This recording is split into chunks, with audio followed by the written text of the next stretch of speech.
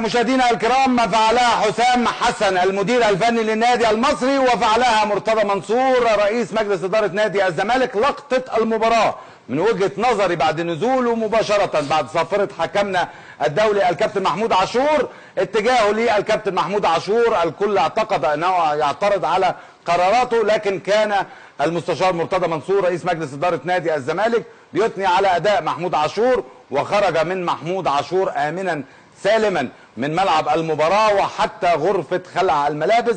موقف رائع جدا يتحمل المسؤولية كاملة المستشار مرتضى منصور، وموقف بغض النظر عن الفوز أو الهزيمة في توقيت هام جدا جدا جدا. وبعد اعتراضات بعض لاعبي الزمالك على قرارات الحكم الدولي محمود عاشور، كان المستشار مرتضى منصور رئيس مجلس إدارة نادي الزمالك أكثر حكما وحكيما بكل الأمور. ادي اللقطة من وجهة نظري، لقطة المباراة.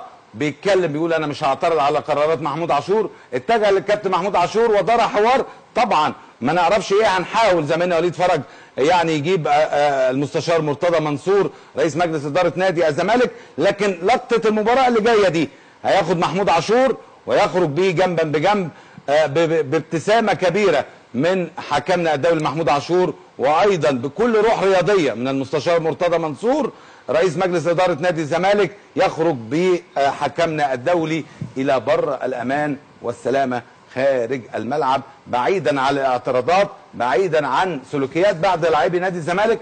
اعتقادي الشخصي فعل المستشار مرتضى منصور لغى كل هذه التصرفات بهذا يمكن التصرف الرائع من جانب رئيس مجلس إدارة نادي الزمالك.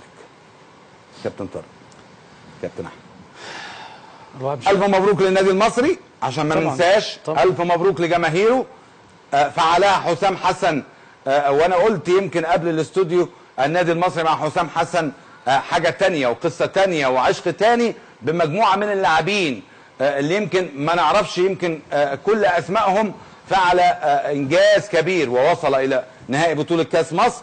الزمالك لم يقدم العرض المطلوب، اعتقادي الشخصي لم يقدم يمكن اوراق اعتماده للوصول الى اللقاء الختامي لهذه البطوله.